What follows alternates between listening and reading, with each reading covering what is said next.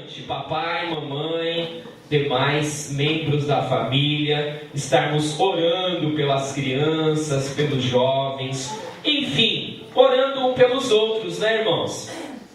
Amém? Amém. Orando uns pelos outros. Importante.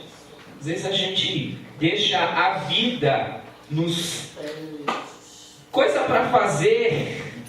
Desculpa, meu querido, até o fim da sua vida você vai ter. Não adianta você falar, não, vou esperar fazer isso, ou vou terminar de fazer aquilo, e aí depois eu leio, e aí depois eu oro, e aí... Não termina nunca. Os afazeres nunca terminam. Até porque a gente até caça umas coisas para fazer, né? Então, a oração, a orientação da Bíblia, orai sem cessar. Como que você vai orar sem cessar? Só se em tudo que você estiver fazendo, você estiver orando.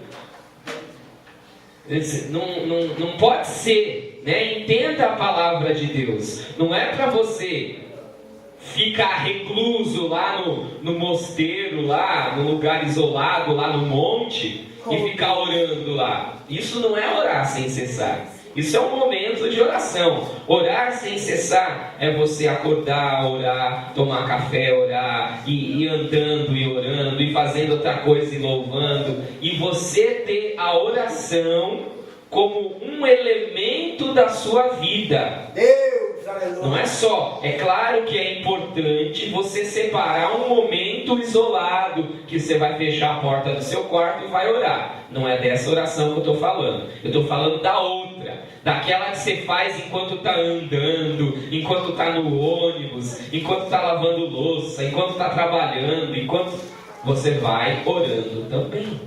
Amém? Por quê? Porque Deus está contigo 24 horas, todos os momentos, todos os minutos, todos os segundos, Deus está presente. E às vezes a gente perde esta grande bênção. Às vezes o que você precisa, sabe o que é? Tão somente perceber que naquele momento Deus está presente. Às vezes é só isso que você precisa, né? O Pão Diário fala um pouco disso, depois você lê na sua casa, que fala a respeito de Jó. É de tudo aquilo que aconteceu com ele, mas ele orava, ele falava, ele perguntava, ele tinha a noção de que Deus estava presente. Muitas vezes, o que você precisa é só disso. Porque você vê aquela confusão, aquela aflição, e você perde a ideia de que Deus está presente. Amém? Então isso ficou de bônus, tá? Filipenses capítulo 2.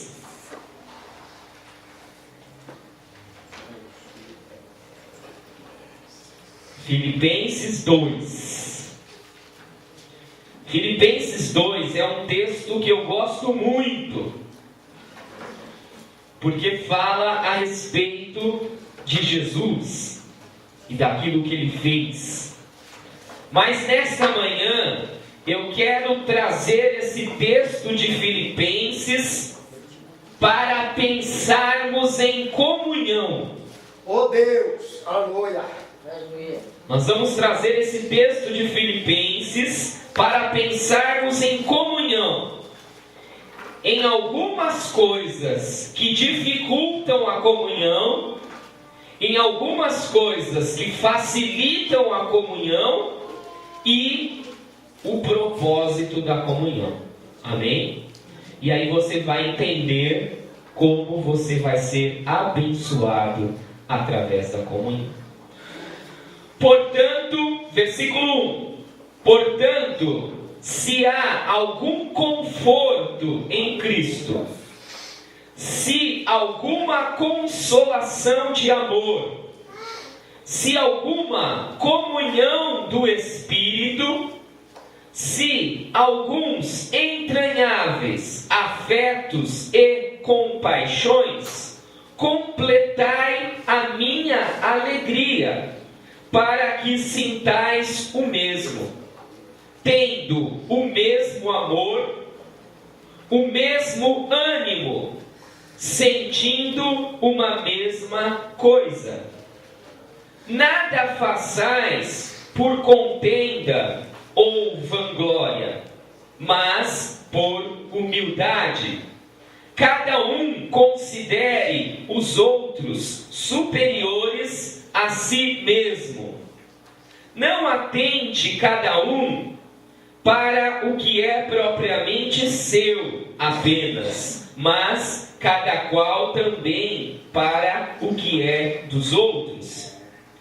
De sorte que haja em vós o mesmo sentimento que também houve em Cristo Jesus, que sendo em forma de Deus, não teve por usurpação ser igual a Deus, mas aniquilou-se a si mesmo, tomando a forma de servo, fazendo-se semelhante aos homens, e achado na forma de homem, humilhou-se a si mesmo, sendo obediente até a morte, e morte de cruz.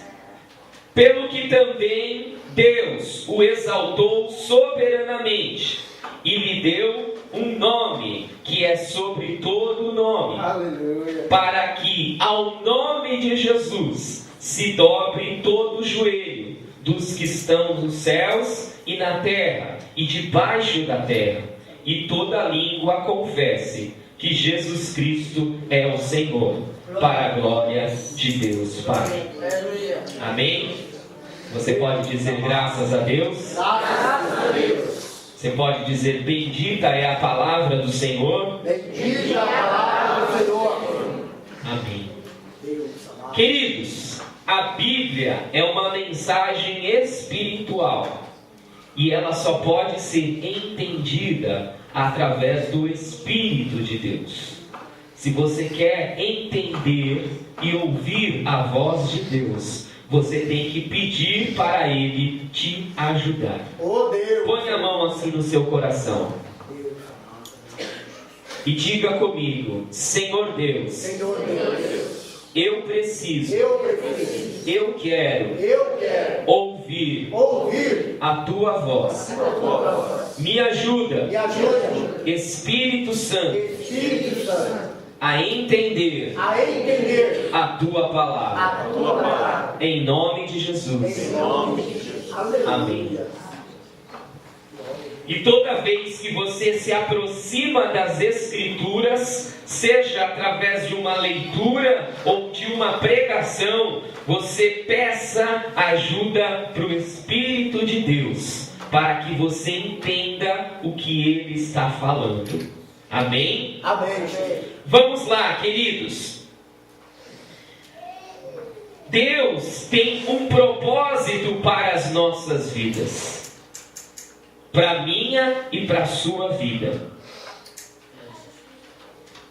Como pessoas que acreditam em Jesus e entregaram as suas vidas nas mãos dele, um dos propósitos de Deus para as nossas vidas é viver em comunhão. Diga: eu preciso viver em comunhão com outras pessoas que servem a Jesus. Amém. Você precisa disso. Isso é um propósito, é um projeto, é um plano de Deus para abençoar a sua vida. Você quer ser abençoado? Amém. Quer mesmo? De verdade? Então você tem que viver em comunhão.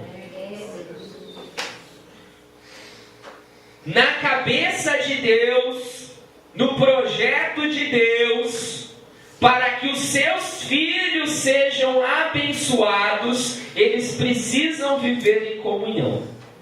É um dos projetos de Deus para mim e para a sua vida. Então, quando você entende que precisa de Jesus para perdoar os seus pecados, para salvar a sua alma, para te levar para o céu, para dar alegria ao seu coração, e você entrega a sua vida nas mãos dele, você precisa entender que ele está te salvando e te perdoando e te colocando dentro do corpo, dentro da família, dentro da igreja, dentro do rebanho do bom pastor.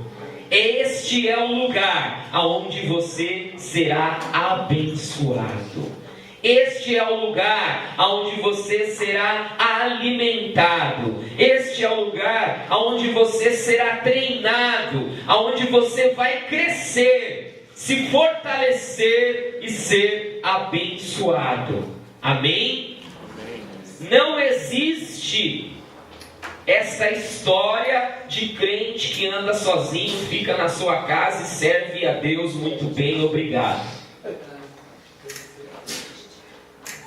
Eu tenho dito aqui e por isso repito: Deus, na sua sabedoria, Ele não colocou todas as graças sobre um único filho. Então não tem uma pessoa que tenha todos os dons, toda a sabedoria, todos os recursos. Não existe isso. Deus, Ele distribui os seus dons, cada um para um da forma como Ele quer. E Ele vai distribuindo, de tal maneira, para aqueles que gostam de futebol, é como um time de futebol, entendeu? Então um tem lá o dom de defender, ele é o goleiro. O outro tem o dom de fazer o gol, ele é o atacante. O outro tem o dom de colocar a bola no chão e distribuir as jogadas, é o meio de campo. E aí vai, entendeu? Ou seja, para aquele time funcionar bem, todas as posições precisam ser ocupadas. O que adianta um time que só tem atacante? Vai tomar muito gol. Talvez nem faça tanto gol, porque não tem um meio de campo para distribuir essa jogada e chegar com qualidade lá. E aí, vamos fazer um time? Não tem um meio de campo para distribuir essa jogada. Então preciso que todas as posições bem ocupadas, para o time funcionar bem e equilibrado. Na igreja é a mesma coisa. Quando Paulo fala aos coríntios, relacionado àqueles que se consideravam pequenos, ou eram apontados pelos outros como pequenos, sem muita importância, ele dá esse destaque.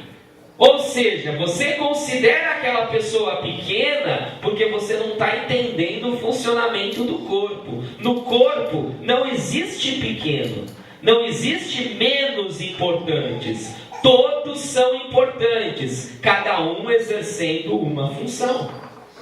Mas quando ganha, é o time que ganha. Quando perde, é o time que perde. Então, meus amados e queridos irmãos, essa introdutória para dizer o quanto você é importante na casa de Deus. O como é importante você se envolver e estar à disposição da obra. E como você também é beneficiado por fazer parte da igreja, da família de Deus. Dentro deste propósito, que é vivermos em comunhão, e aí eu tenho certeza que várias pessoas estão pensando no Salmo 133, porque de fato é um salmo a respeito de comunhão. Eu quero que nós nos voltemos para esta palavra. Por quê? A preocupação de Jesus aqui, falando aos filipenses, era o seguinte: Deus então tinha chamado esta igreja, a igreja de Filipenses, para viverem em comunhão e para exercerem uma influência do reino naquele lugar.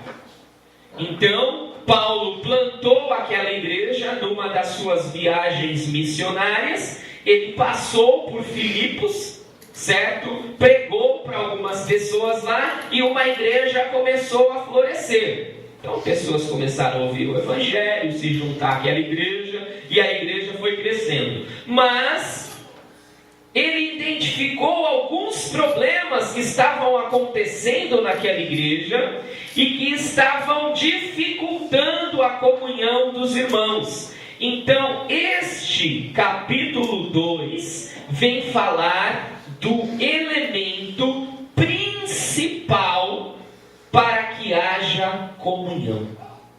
Comunhão do ponto de vista do propósito de Deus. O elemento principal para que haja uma verdadeira comunhão cristã é a humildade. Diga, eu preciso ser mais humilde. Porque Jesus é humilde. Amém. Queridos, este é o principal elemento para que haja uma comunhão verdadeira do ponto de vista cristão e do propósito de Deus para a igreja. Por que eu estou falando de comunhão verdadeira? Porque pode haver um ajuntamento em vários lugares, né? Quem é acostumado a andar de metrô, de trem, de ônibus, sabem que as pessoas podem estar bem juntinhas mesmo, mas nem por isso elas se conhecem ou têm alguma coisa em comum. Então quer dizer, o fato de você estar junto com outra pessoa no mesmo lugar, não necessariamente significa que você está em comunhão, né? E nós podemos também ter uma comunhão para algum propósito específico, né? Então, voltando aqui ao futebol, você pode estar lá no meio da torcida do Corinthians, do Palmeiras, do São Paulo ou do Santos, para pegar os 4 grandes aqui e ninguém ficar triste. Você pode estar lá no meio e cantando e pulando e festejando, e ali você tem algo em comum com aquelas pessoas, que é o futebol. Mas aí de repente saiu do futebol, vocês vão descobrir que não tem mais nada a ver, né? Ou seja, você pode estar junto com algumas pessoas por um motivo específico. Por exemplo, uma classe de escola ou de faculdade. Você convive ali todos os dias com as pessoas, todos os dias que tem aula, né? Que você vai e não falta. E aí você convive com aquelas pessoas. Na empresa, você convive todos os dias com aquelas pessoas. Então poderia-se dizer que tem algumas pessoas que você convive até mais do que as pessoas da igreja. Se você estuda todos os dias, você encontra colegas da faculdade, da escola. Se você trabalha todos os dias, você encontra colegas do trabalho. E aí, quer dizer então que essa questão de estar junto não determina a comunhão. Porque você pode estar junto por algum motivo específico e nem por isso ter comunhão com aquelas pessoas. Serem seus colegas, amigos, enfim, pessoas que você quer bem e elas também te querem, mas isso ainda não é comunhão. Pastor, você está complicando as coisas, você não veio aí para pregar, para a gente entender, agora você está falando esse monte de coisa, eu estou entendendo cada vez menos. Então, primeiro eu preciso esvaziar a sua caixa, para depois encher. O processo de aprendizagem, primeiro, diz respeito a eu desaprender. Porque enquanto eu achar que eu sei, eu não aprendo nada. Eu sei, fecho os ouvidos e deixo a pessoa falando sozinho. Quando eu entender que eu não sei, aí eu abro bem os ouvidos e começo a prestar atenção. Então, veja só. A comunhão da qual nós estamos falando, ela é em Cristo. Primeira coisa. Em Cristo, se alguma exortação em Cristo, se algum conforto em Cristo. Então, a nossa referência, o centro que gira em torno desta comunhão é a pessoa de Jesus. É comunhão em Cristo. É uma comunhão em Cristo. É uma comunhão das pessoas cuja vida estão centralizadas na pessoa de Jesus. Oh Deus, aleluia. Então, por quê? Porque quando Jesus é o centro da minha vida e da sua vida, todas as áreas da nossa vida são abençoadas e conduzidas por Deus. Veja só. Então vou repetir. Quando Jesus é o centro das nossas vidas, todas as áreas da nossa vida são abençoadas e conduzidas por Deus. Logo, se você tem Cristo como Senhor e Salvador da sua vida, e eu tenho Cristo como Senhor e Salvador da minha vida, eu sei que eu posso estar em comunhão com você, porque eu posso me unir a Jesus para que as áreas da sua vida que Jesus quer abençoar, eu também quero que seja abençoada. Quando você vem ter comunhão comigo e você olha para a minha vida, para algumas coisas da minha vida, para a minha família, para o meu trabalho, eu sei que você quer que a minha vida seja abençoada. Olha que coisa interessante. Eu sei que você quer que a minha vida seja abençoada quando Jesus é o Senhor da sua vida. Esta é a comunhão que nós precisamos ter, de um olhar para a vida do outro e saber: Jesus quer abençoar a vida do meu irmão, e eu também quero. É a comunhão em Cristo, ou seja, é a comunhão que Cristo direciona. Então, meu irmão, você que está caminhando com Jesus, Jesus tem falado no seu coração que Ele quer abençoar a sua vida, e Ele tem abençoado a sua vida, mas Ele tem falado no seu coração também que Ele te levantou para abençoar a vida de outras pessoas, ou seja, você é instrumento de Deus para abençoar a vida do seu irmão. Por isso que é possível ter comunhão em Cristo, porque todas as pessoas estão à volta de Jesus, buscando ser abençoado umas às outras.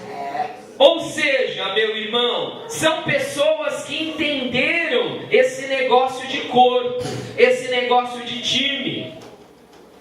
Se um jogador do meu time está com um problema, está com uma dificuldade, e aí nós vamos para o jogo, e o time adversário perceber que aquele flanco na minha lateral esquerda está fraca, ele vai começar a jogar a bola por ali, e aí nós podemos perder o jogo. Então, se eu sou um time, o que nós vamos fazer? Nós vamos dar cobertura para aquela área, nós vamos ajudar aquele flanco, porque quando aquele jogador estiver bem equipado, o nosso time todo está bem equipado.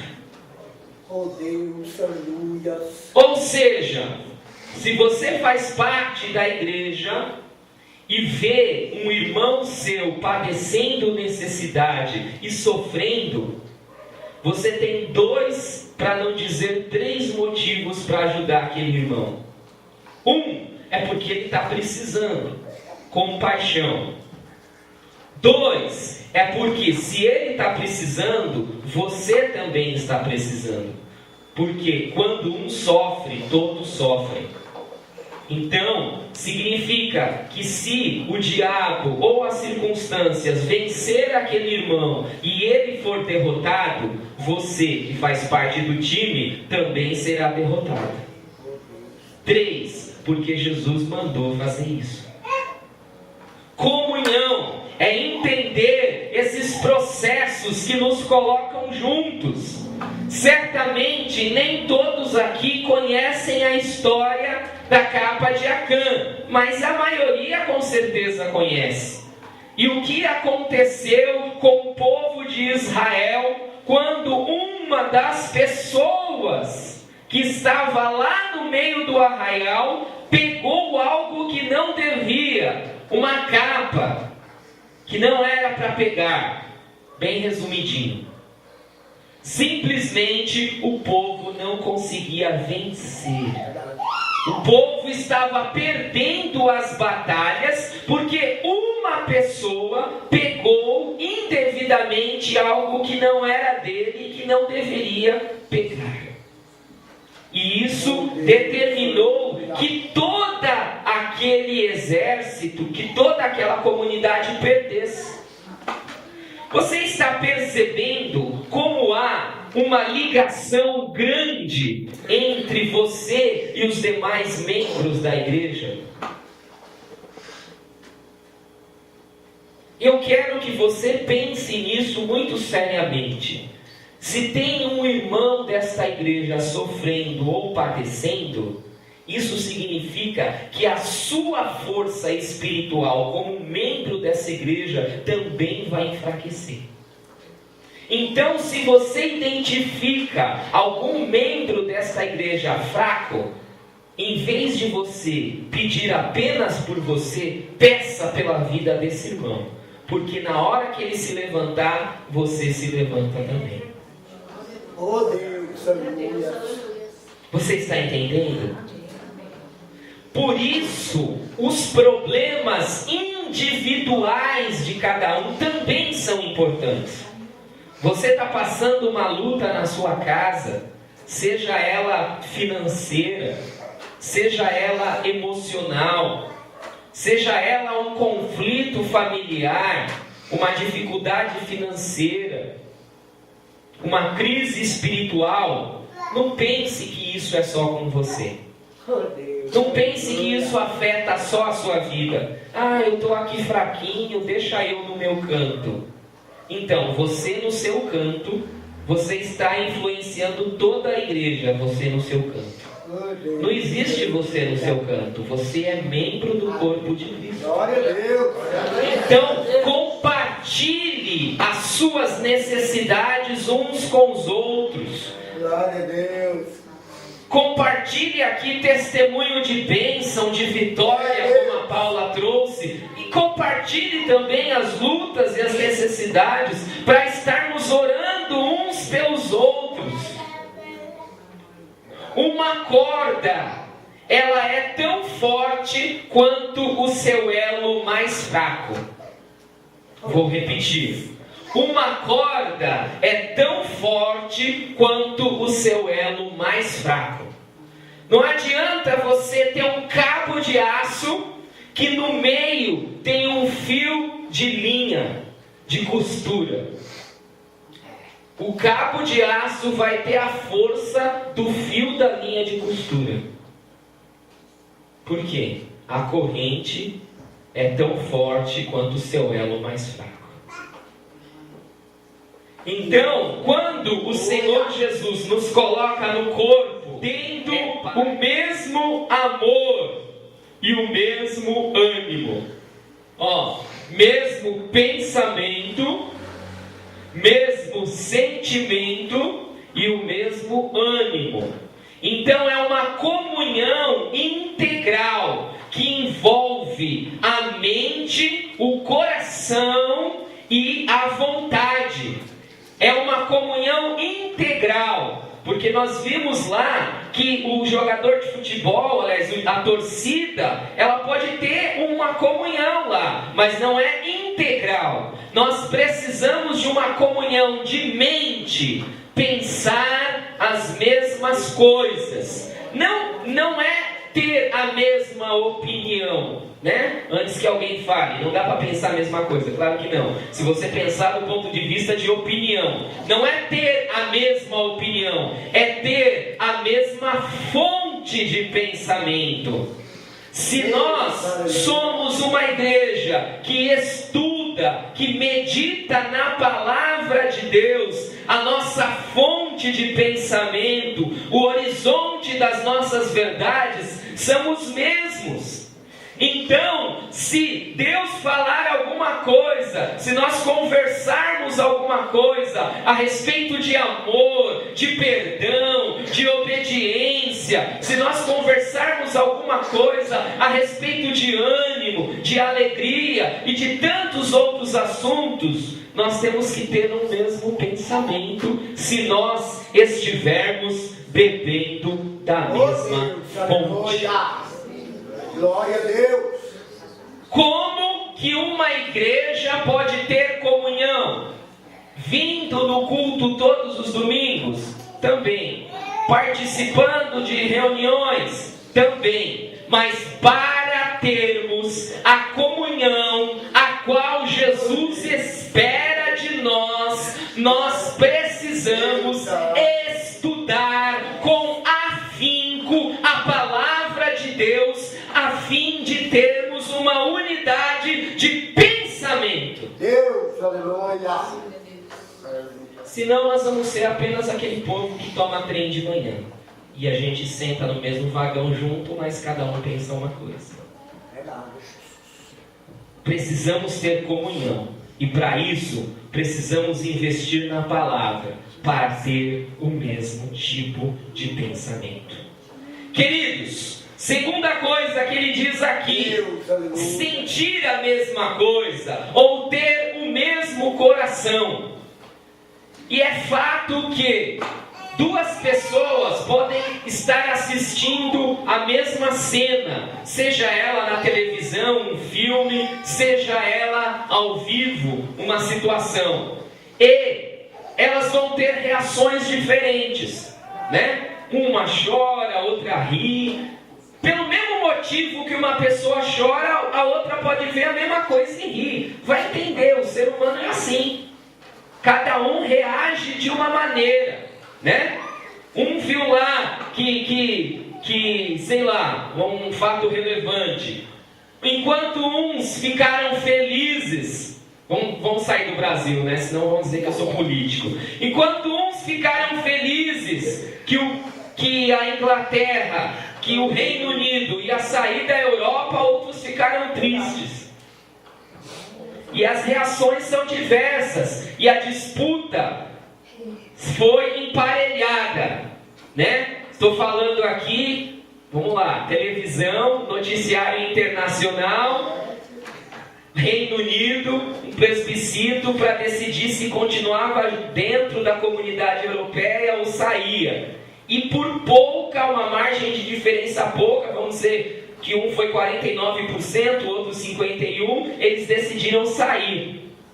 Ou seja, metade do povo olhava para aquela situação e falava, não, eu quero ir para cá, e a outra metade eu quero ir para lá. Como que nós podemos ter o mesmo sentimento e ter essa comunhão integral de sentir a mesma coisa se nós somos pessoas diferentes?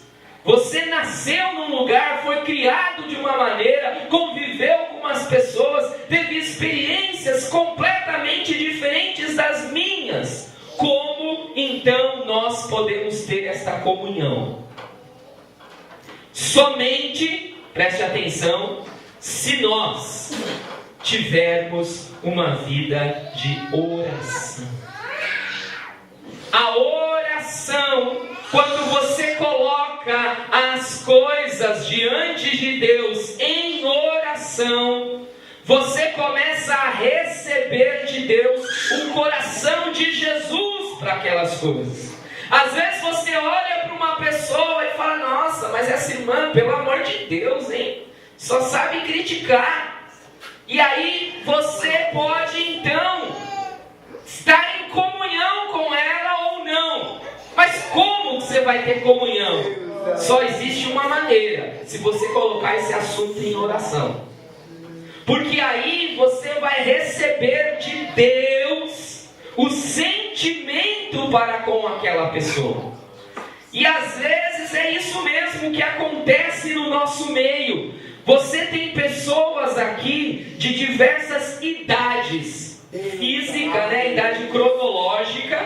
Então você tem criança, jovem, adulto, idoso. E você tem pessoas também de diversas idades espirituais, que é maturidade. Então você tem o novo convertido e você tem pessoas... Então as pessoas, elas às vezes cometem erros infantis. Tem atitudes infantis no nosso meio. E se você for considerar tudo que as pessoas fazem, falam, não vai ter comunhão, irmão. Preste atenção aqui. Se você vai olhar para a vida do seu irmão e a sua intenção é apontar o dedo para ele, não vai ter comunhão. Porque é claro que vai ter defeito lá, irmão. Até em você tem, porque nele não vai ter.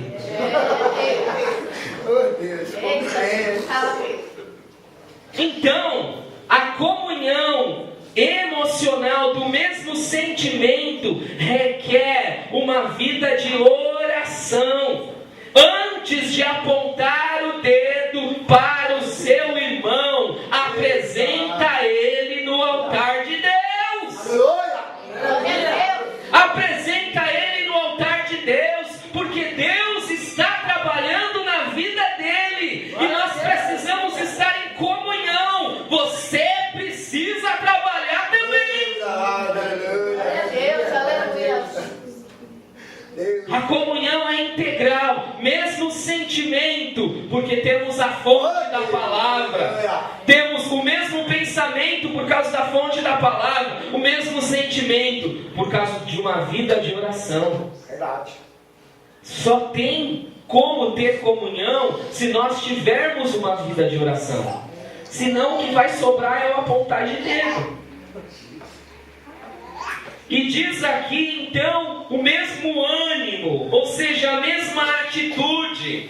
E por fim então a mesma vontade, a mesma ação, né? Se nós temos o mesmo pensamento e o mesmo sentimento, invariavelmente nós vamos conseguir nos unir para fazer coisas juntos. Então, a ação coletiva, a ação em conjunta, dentro dos departamentos, dentro dos ministérios, não pode ser uma ação forçada. Nós vamos fazer isso porque eu estou mandando. Eu sou o pastor, estou mandando você fazer isso, você vai fazer. Isso não é comunhão. É qualquer outra coisa mais perto de autoritarismo, mas não é comunhão. Você pode até fazer porque alguém te mandou fazer, e também não é comunhão. Então, a comunhão faz com que nós tenhamos o mesmo pensamento, o mesmo sentimento, e por fim, queiramos fazer as mesmas coisas, queiramos estar juntos, queiramos caminhar juntos. Por quê? Porque a nossa vida está centralizada em Cristo, e a vida do irmão também está centralizada em Cristo, e nós sabemos que juntos estamos trabalhando para que o reino de Deus avance, para que vidas sejam alcançadas, para que pessoas sejam libertas, sejam curadas, casamentos transformados e almas adentrem o reino dos céus. Ou seja, esta comunhão, ela tem propósitos. Ela tem propósito. Nós precisamos entender como Deus faz as coisas. Ele dispôs o corpo, Ele dispôs a igreja, Ele dispôs a família, para que esse propósito da comunhão se cumprisse, a fim de que, havendo comunhão, a igreja se tornasse um organismo forte, para que ele pudesse cumprir a missão. Veja como uma coisa está relacionada à outra. Comunhão tem a ver com missão. O que Jesus disse que iria impactar o mundo? O mundo conhecerá que vocês são os meus discípulos, quando virdes o amor com que vos amais uns aos outros. Às vezes, o que atrapalha de nós trazermos uma pessoa para a igreja, ou mostrarmos para uma pessoa que Jesus é o caminho, a verdade e a vida, é porque ela olha para as nossas vidas e não vê o amor, e não vê a comunhão. Ela fala: por que eu vou entrar ali, se aqui fora eu estou melhor do que lá dentro? É verdade. Glória a Deus, aleluia. Você está me convidando para ir lá naquela igreja, mas que eu sei, lá só tem confusão. Deus da vitória. E aí você fala assim: não, mas você tem que olhar para Jesus. Oh, glória, aleluia. É verdade. Deus tremendo. É claro que a pessoa tem que olhar para Jesus, né? Mas aonde você acha que ela vai enxergar Jesus? No vento? É na sua vida, né, irmão? Deus da É na sua vida, irmã. A pessoa tem que enxergar Jesus nas nossas vidas. Olha para Jesus, e aonde ela vai encontrar Jesus? Aleluia. Ele tem que encontrar Jesus vivendo em você, vivendo em mim, no meio da nossa comunhão de amor. Portanto, o que diz aqui? O que nós devemos nos livrar? Nada façais por contenda, por vanglória, por partidarismo. Oh, Deus, aleluia. Fica chamando o negócio só para o seu lado, só você levar vantagem. Lady Gerson. Versículo 4: não atente cada um para o que é propriamente seu. Aqui a ideia é assim: seja mais abnegado, né? Ou seja, pense menos em você. Não pense em você. Pense menos em você a ponto de pensar um pouco no seu irmão. E aí, o versículo 5 começa a falar exatamente do modelo da comunhão. Como que a gente pode ter essa humildade? Só existe uma maneira, irmão: olhando para Jesus e recebendo dele a graça. Nenhum ser humano é capaz de produzir por si só esta qualidade espiritual. Não tem aí em você, não tem em mim. Então, ou Cristo vive em mim, ou Cristo vive em você, ou não terá humildade que seja capaz de gerar esse tipo de comunhão. Não há nos nossos recursos interiores. A humildade a qual Deus está falando é uma qualidade espiritual. Não é aquela pessoa que fala assim: não, eu não sou nada, Precisa, só precisa. ai, eu não sou ninguém, eu não sirvo para nada, deixa eu aqui nesse cantinho. Meu irmão, presta bem atenção, Oh, Deus, porque aleluia. isso é qualquer outra coisa menos humildade. Humildade não é você se considerar menos, tampouco é você se considerar mais. Humildade é você saber quem você é em Cristo Jesus.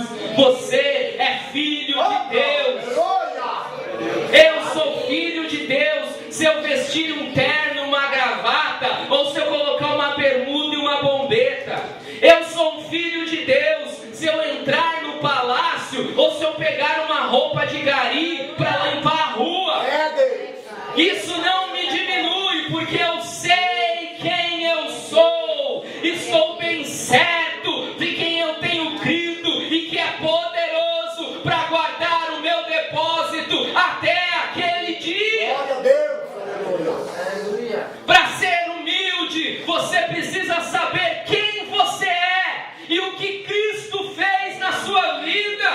Deus.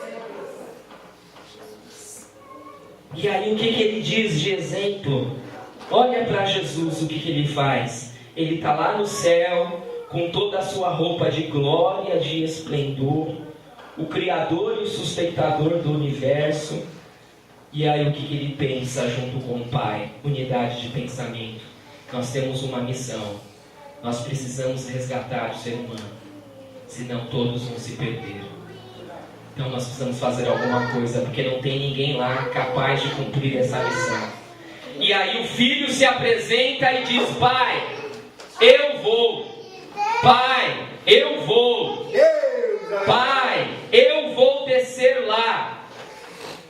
Eu vou tirar toda a minha roupa de glória, de esplendor de rei, e vou me vestir de carpinteiro. Jesus humilde, ele sabia quem ele era. Seja vestido com a sua glória de Deus, seja vestido como ser humano, como um carpinteiro. Olha para Jesus. Olha para Jesus. Versículo 7, aniquilou-se a si mesmo, tornando a forma de servo, fazendo-se semelhante aos homens, e achado na forma de homem, humilhou-se a si mesmo, sendo obediente até a morte, e morte de cruz. Pai, se para que esta missão seja cumprida, eu preciso morrer, então eu vou para a cruz. Porque a importância da comunhão, presta atenção aqui que nós estamos fechando. A importância da comunhão é que ela cumpra a missão. Vou repetir. A importância da comunhão é que ela cumpra a missão. Se nós ficarmos aqui entre nós, e a festa, e a alegria, e congratulando-se uns com os outros, e nos alegrando uns com os outros, mas isso não produzir a missão, não produzir o resgate de almas, não produzir a transformação de vidas, esta comunhão não serve para nada, porque não serve para a glória de Deus, não serve para os propósitos do Pai. A comunhão precisa ser uma comunhão que nos fortaleça, preste atenção aqui, fortaleça as nossas vidas, a fim de que a gente saia daqui e cumpra a missão.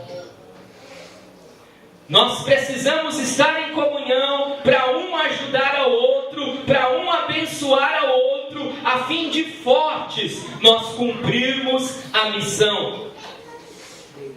Não adianta, e essa foi a situação, que ali no Monte da Transfiguração os discípulos não entenderam, né? Jesus ali no Monte da Transfiguração, e 3 discípulos ali com ele, e de repente há uma manifestação da glória de Deus, algo sobrenatural, e Jesus começa a conversar com Moisés, Jesus começa a conversar com pessoas que estavam no céu.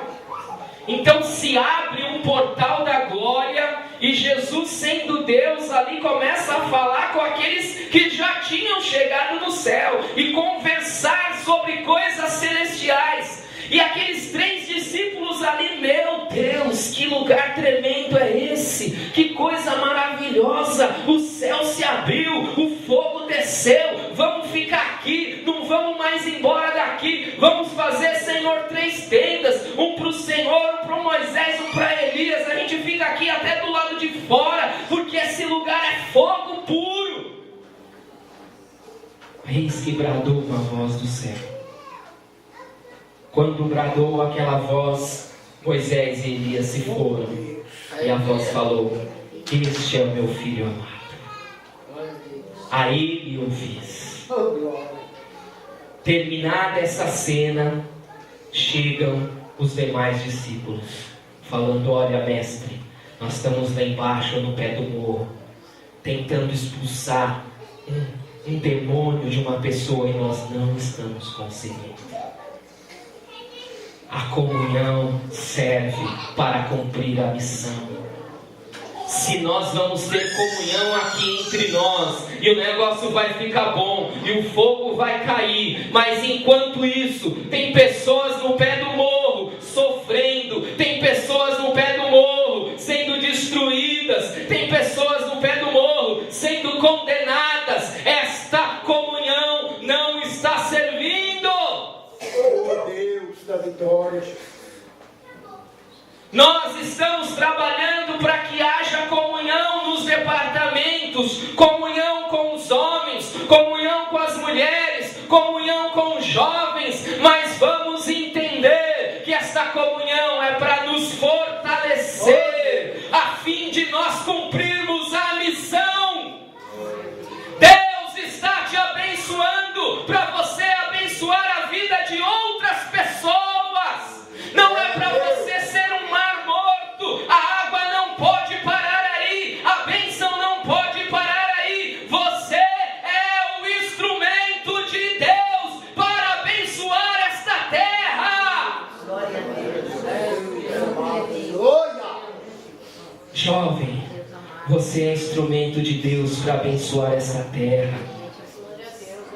Deus está te abençoando, te capacitando para você cumprir a missão. Por isso fica em comunhão, mas cumpra a missão. Homens, Deus está juntando vocês para que sejam homens mais fortes, pais de família, maridos, filhos, abençoadores. Deus quer vocês na missão. Mulheres, Deus está dando graça, renovando forças, curando, dando saúde, para que você se levante, tenha comunhão com as suas irmãs e cumpra a missão do Senhor na sua vida. Há muitas almas para serem resgatadas. Há muitas vidas precisando ouvir a respeito do Evangelho. E a respeito do Evangelho eles vão ouvir através da sua vida e da minha, que vivemos uma comunhão de amor. Vamos batalhar pela comunhão verdadeira. Junte-se a mais, chegue-se mais perto, não se isole. Você é um alvo fácil do inimigo quando fica em casa sozinho. Você faz falta no corpo, e o corpo faz falta para você. Vamos nos colocar em pé em nome de Jesus.